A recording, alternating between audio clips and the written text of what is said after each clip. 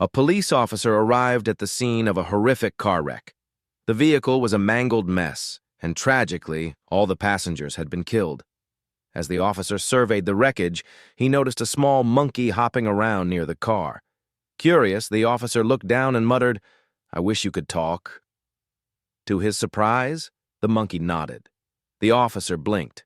"Wait, can you understand me?" The monkey nodded again. Now intrigued, the officer crouched down. "Did you see what happened?" The monkey nodded once more. "All right, tell me, what were they doing before the crash?"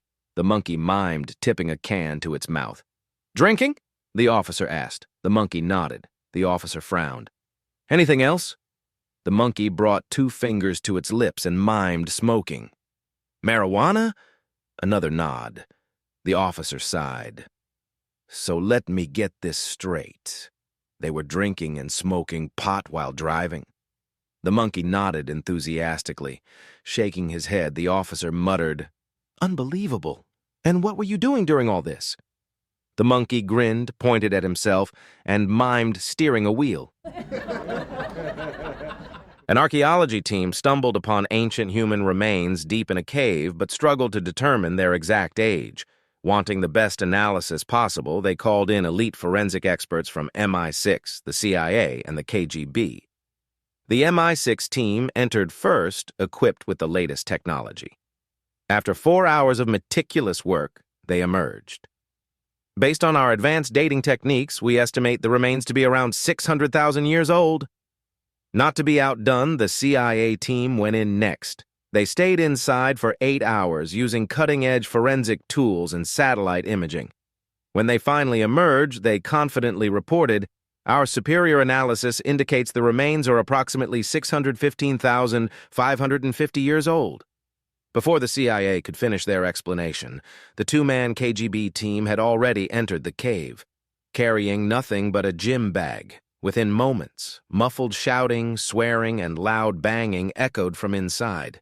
This continued for 2 grueling days. Finally, the KGB team emerged, looking disheveled, their clothes torn and their tools damaged. One of them wiped his brow and announced, "The remains are exactly 623,118 years, 3 months, 2 weeks, and 6 days old." The archaeologists and the other teams were astounded. How could you possibly determine the exact age down to the day? The KGB agents exchanged a knowing glance. One of them shrugged and said, "He confessed."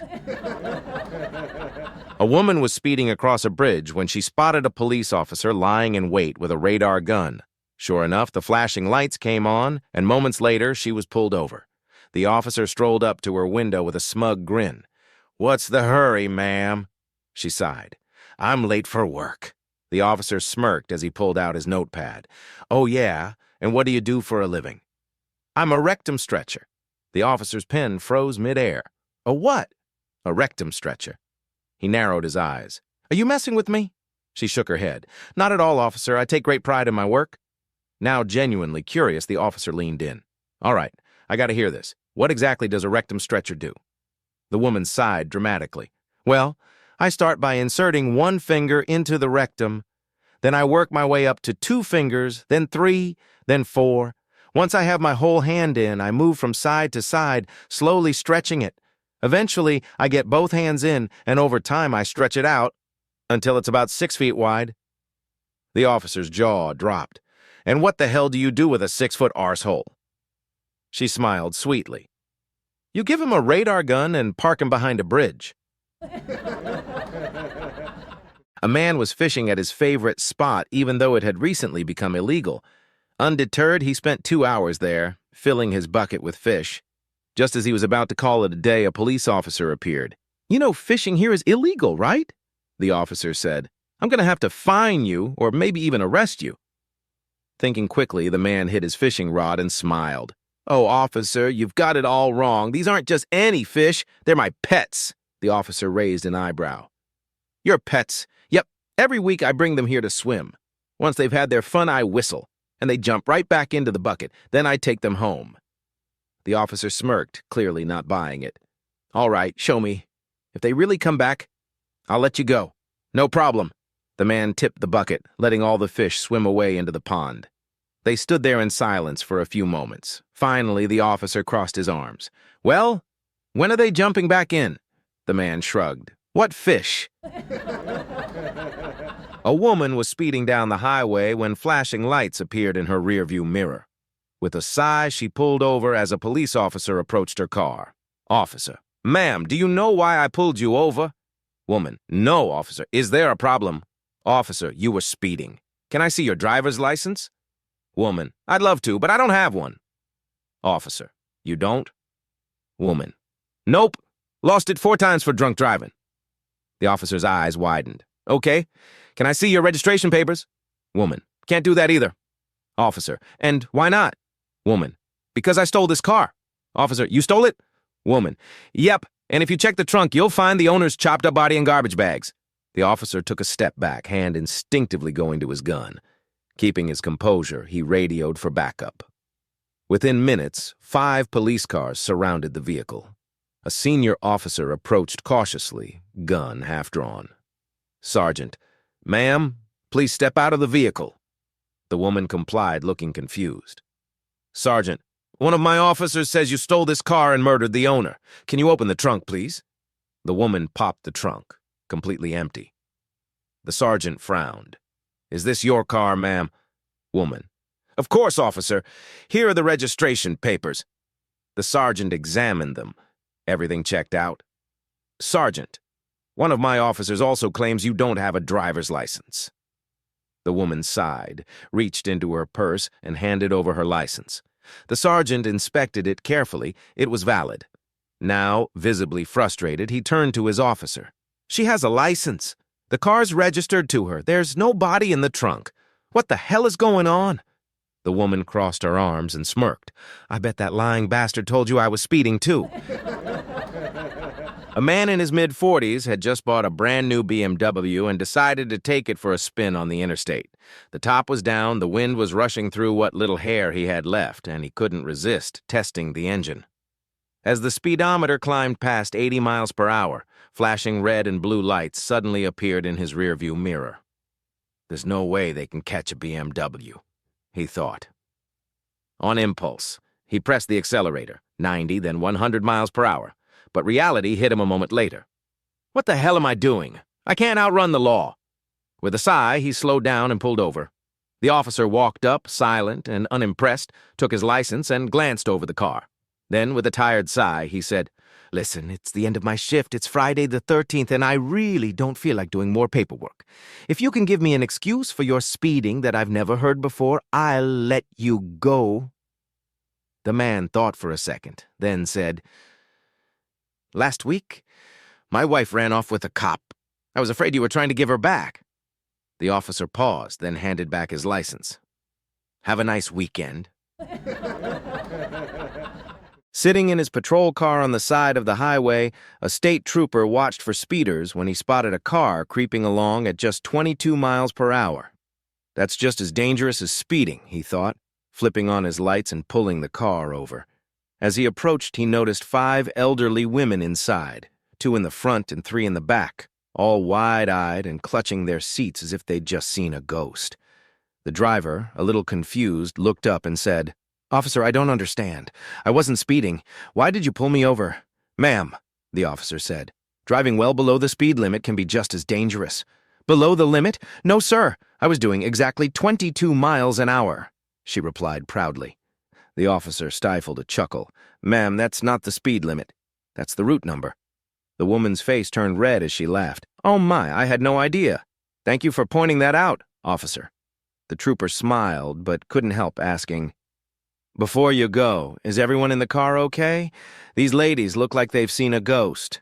The driver glanced at her pale, speechless passengers and waved a hand dismissively. "Oh, they'll be fine in a minute, officer. We just got off Route 142. The Pope arrives in New York and is met at the airport by a limousine. As he approaches the sleek car, he turns to the driver and says, "My son, would you grant me a small favor?" The driver, stunned, replies, "A favor for the Pope? Of course, Your Holiness, anything." "You see," the Pope explains, I hardly ever get to drive anymore, and I'd love to take the wheel for a bit. Would you mind?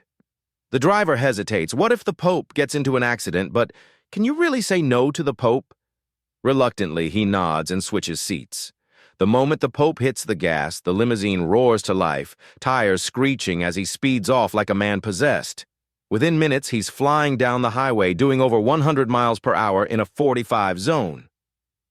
Sure enough, flashing red and blue lights appear in the rearview mirror. A police officer pulls them over, approaches the driver's window, then immediately turns on his heel and rushes back to his patrol car. His sergeant answers the radio call. Cop. Sarge, I have a problem. Sergeant, what kind of problem? Cop. I just pulled over someone really important. Sergeant, important like the mayor? Cop, way bigger than that. Sergeant, the governor? Cop, even bigger. Sergeant, don't tell me. The president? Cop, whispering, panicked. Sarge, I have no idea who this guy is, but he's got the Pope driving for him. A newlywed fisherman's wife, feeling bored while her husband naps on the couch, decides to take their boat out for a peaceful ride on the lake. She motors out a bit, drops anchor, and settles in with a good book. A short while later, a Coast Guard officer pulls up beside her boat. Officer, good morning, ma'am. What are you doing? Woman, glancing up from her book, reading? The officer nods but remains stern. Officer, I'm afraid this is a no-fishing zone. Woman, that's fine. I'm not fishing. I'm reading. Officer, yes, but you have all the right equipment. You could start fishing at any second. I'm going to have to take you in. The woman smirks and closes her book. Woman, all right, but if you do that, I'll have to file a complaint against you for sexual assault. The officer jolts back in shock. Officer, what? I haven't even touched you. Woman, grinning. True, but you have all the right equipment, and you could start at any second. With a red face, the officer mutters, "Have a nice day, ma'am," and motors off. A police officer was interrogating 3 blondes in training to become detectives.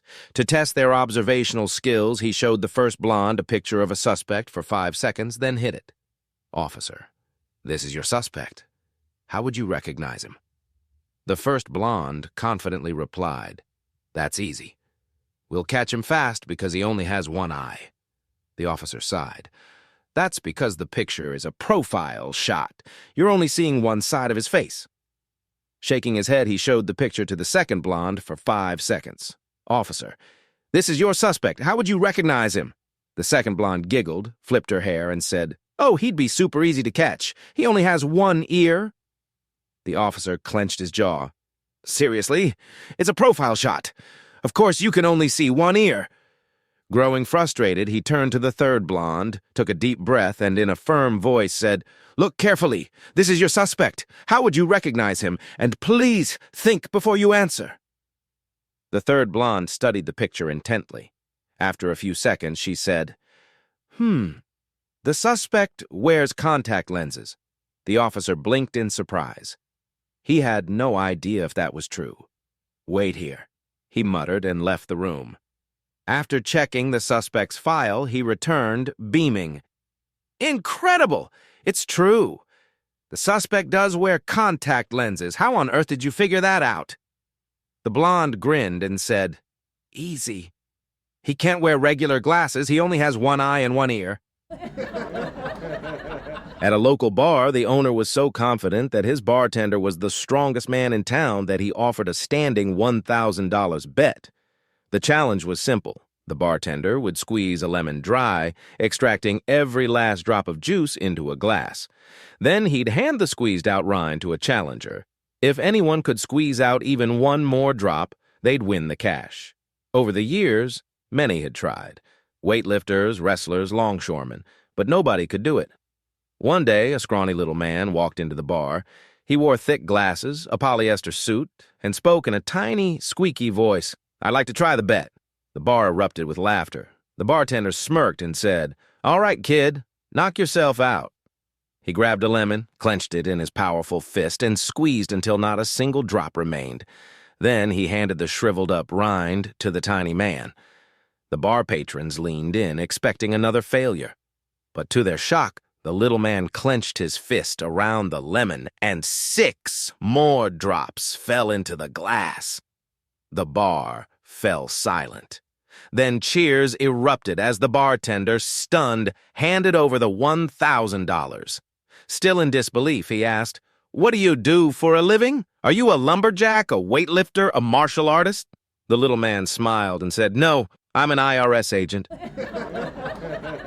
I've been trying to make friends outside of Facebook while applying the same principles.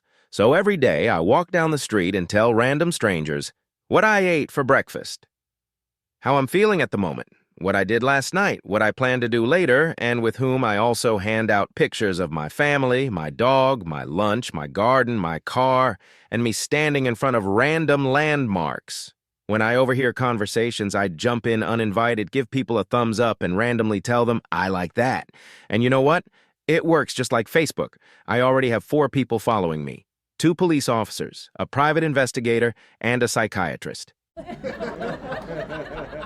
John turned to his wife, Mary, and asked, "Honey, our 40th wedding anniversary is coming up. What would you like to celebrate? A new mink coat?" Mary shook her head. "Not really." "Okay, how about a brand new Mercedes sports car?" "No," she replied, unimpressed. John furrowed his brow. "Would some beautiful new jewelry do the trick?" "Nah," she shrugged. Slightly exasperated, he tried again. "What about a vacation home in the country?" Mary sighed and shook her head. "No thanks." John threw up his hands. "Well then, what would you like?" She looked at him and said, "I want a divorce." John sighed deeply, leaned back, and muttered, "Sorry, dear. I wasn't planning on spending that much." Mr. Thompson was a man who prided himself on running a tight ship at the office. So when one of his most reliable employees, Jack, failed to show up without so much as a phone call, he grew concerned. Jack was never late, let alone absent without notice. Something had to be wrong. Needing Jack's expertise to resolve an urgent issue, Mr. Thompson decided to call his home. After a few rings, the phone was answered, not by Jack, but by a child's barely audible whisper. "Hello?" Surprised, Mr. Thompson cleared his throat. "Hello there? Is your daddy home?" "Yes," the child whispered. Relieved, Mr. Thompson asked, "May I speak with him?" "No." A bit puzzled, he tried another approach. "Is your mommy home?" "Yes," came the same hushed response. "Can I talk to her?" Again a soft but firm no. Now growing curious, Mr. Thompson pressed on. "Is there anyone else there?" "Yes," the child whispered. "A policeman." That certainly wasn't the answer he expected. Why would a cop be at Jack's house? Trying to piece things together, he asked, "May I speak with the policeman?" "No, he's busy," the child murmured. "Busy doing what?" "Talking to Mommy and Daddy and the fireman." "Fireman?" Mr. Thompson sat up straight. This was escalating quickly. Before he could ask another question, a loud whooshing sound came through the phone. "What was that noise?" he asked, now feeling genuinely alarmed. "A helicopter," the child whispered, matter-of-factly. Mr. Thompson gripped the receiver tighter. "A helicopter? What is going on over there?" There was a small pause before the child finally responded. "The search team just landed a helicopter." By now, Mr. Thompson's heart was pounding. "Search team? What on earth are they searching for?" There was silence for a moment. Then, in the faintest whisper, the child giggled and said, "Me." A widow goes on her first date since her husband's death, and afterward the two end up back at her place. Once in the bedroom, she takes off everything but her black panties. "You can touch me anywhere else," she says, "but down there I'm still mourning." "I figured as much," says the man. He then proceeds to pull down his pants and put on a black condom. "If you don't mind, I'd like to offer my deepest condolences." After years of hard work and success, 3 brothers, William, Arnold, and David, had made their fortunes and wanted to show their gratitude to their elderly mother by giving her the best gifts money could buy. One evening, they gathered to discuss what they had sent her. "I built Mom a huge house," William said proudly. "A mansion with 10 bedrooms, 5 bathrooms, and a grand dining hall. She'll never need anything else." "That's nice," Arnold said. But I went a step further. I sent her a top-of-the-line Mercedes with a personal chauffeur. Now she can go anywhere she wants without a worry. David smiled. You both know how much Mom loves reading the Bible, but her eyesight isn't what it used to be. So I found her something truly special, a parrot that can recite the entire Bible. It took the church elders 12 years to train him. All she has to do is say the chapter and verse, and he'll recite it perfectly. The brothers were confident their mother would be overjoyed with their gifts. A week later, they each received a letter from her. To William, she wrote, Dear William, the house you built is enormous. I only use one room, but now I have to clean the entire place. It's exhausting. To Arnold, she said, Dear Arnold, the car is beautiful, but I barely leave the house these days. And the driver? He's so rude. He complains more than I do. Finally, to David, she wrote, Dear David, you were the only one who truly understood what I needed. That chicken was delicious. One afternoon, Tom took his 8-year-old son Jake to the drugstore to pick up a few essentials. As they strolled down the aisles, Jake suddenly stopped in front of a display and pointed. Dad, what are these? He asked, his eyes scanning the colorful boxes. Tom glanced over and realized they were standing right in front of the condom section. Clearing his throat, he decided to answer honestly. Well, son, those are called condoms. Men use them to have safe intercourse. Jake nodded thoughtfully. Oh, yeah, we talked about that in health class. He reached for a small pack and held it up. Why are there 3 in this one? Ah, Tom said with a chuckle. Those are for high school boys. One for Friday, one for Saturday, and one for Sunday. Jake's eyes widened. Whoa, cool. He then picked up a 6-pack. What about these? Those are for college men, Tom explained. 2 for Friday, 2 for Saturday, and 2 for Sunday. Jake let out a low whistle. Wow, college must be awesome.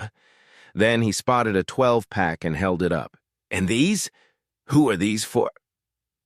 Tom sighed, shaking his head. Those, son, are for married men.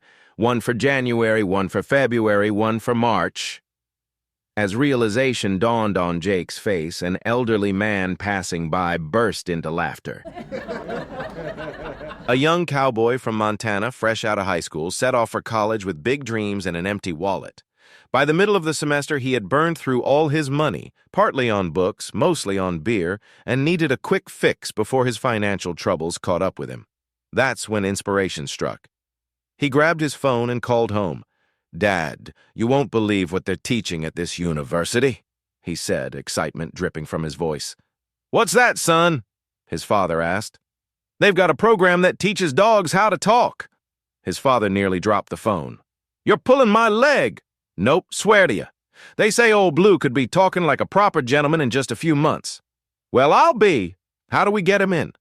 Just send him down here with $1,000 and I'll get him enrolled, the boy said confidently. Without hesitation, his father wired the money and put Ole Blue on the next bus to college.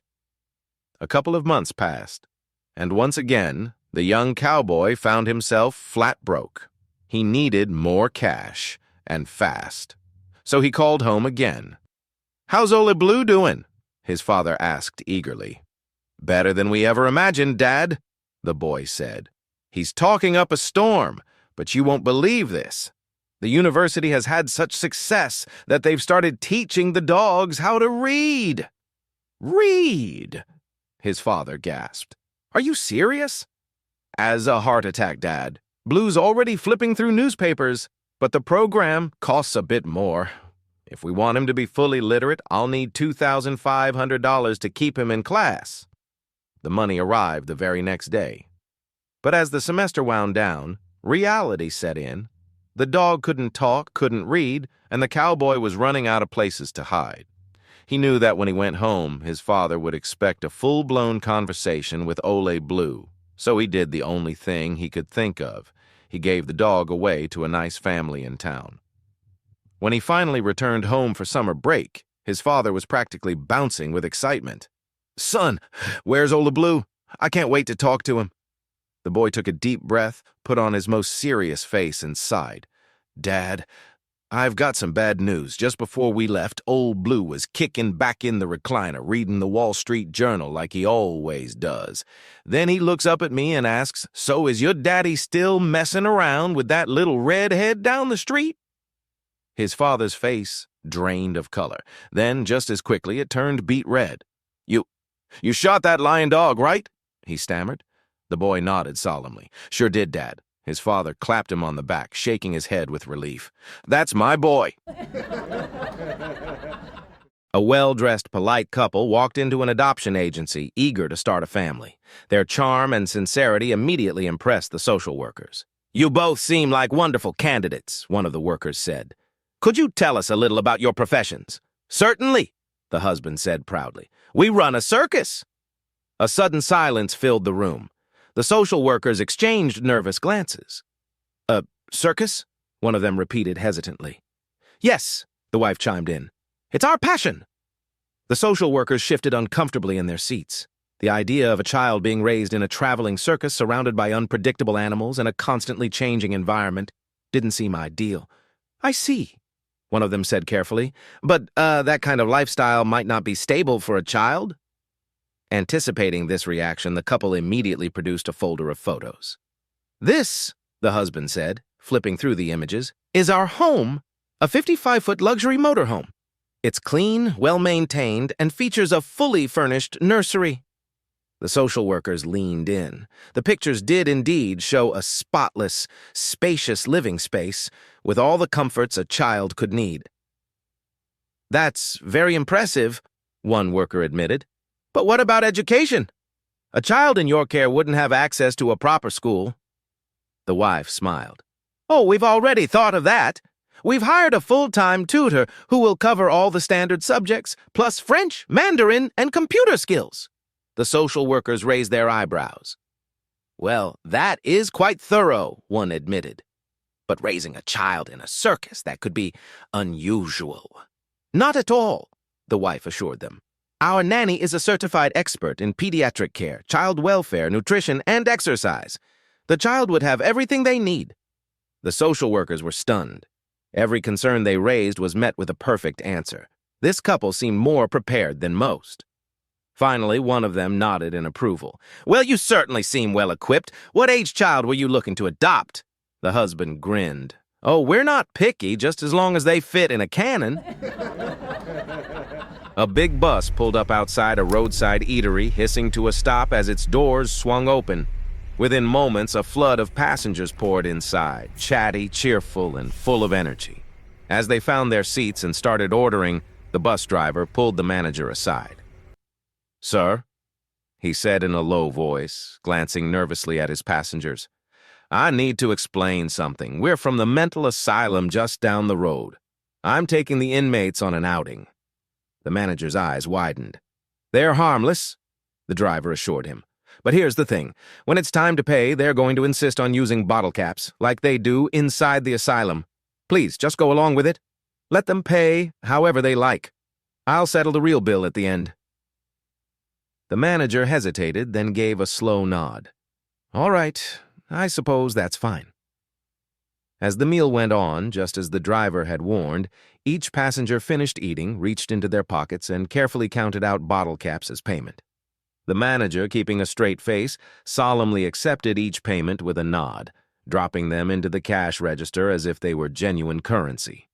Eventually, the bus was reloaded, the passengers happily taking their seats. The driver strolled up to the counter, smiling in relief. "Well," the manager said, handing him the bill, "I did exactly as you asked." The driver nodded, pulled out the bill, examined it closely, and smiled. "Excellent. I really appreciate your cooperation," he said, tucking the bill into his pocket. "You have no idea how hard it is to manage these folks." Then he reached into his jacket, pulled out a shiny metal object, and asked, "By the way, you got change for a hubcap?" Josh was strolling down the street when he spotted his friend Michael hurrying along, arms overloaded with shopping bags and a slightly panicked look on his face. "Hey, Michael, you all right? You look a little jumpy," Josh called out. Michael sighed and set his bags down with a thud. Yeah, I just got back from that new state-of-the-art supermarket over in the industrial part of the city. Josh's eyes lit up. Oh, I've heard about that place. They say it's unlike any other supermarket. What's it like? Michael ran a hand through his hair. Well, it's something, he muttered. Curious, Josh pressed for details, and soon Michael launched into a vivid description. It's insane, Josh. They've gone all out to make the experience as natural and authentic as possible. The milk section? You can smell the barn, hear the cows mooing. It's like you're right there on the farm. Then in the egg aisle, there are actual chickens cackling in a coop above your head. Josh's jaw dropped. No way, Michael nodded.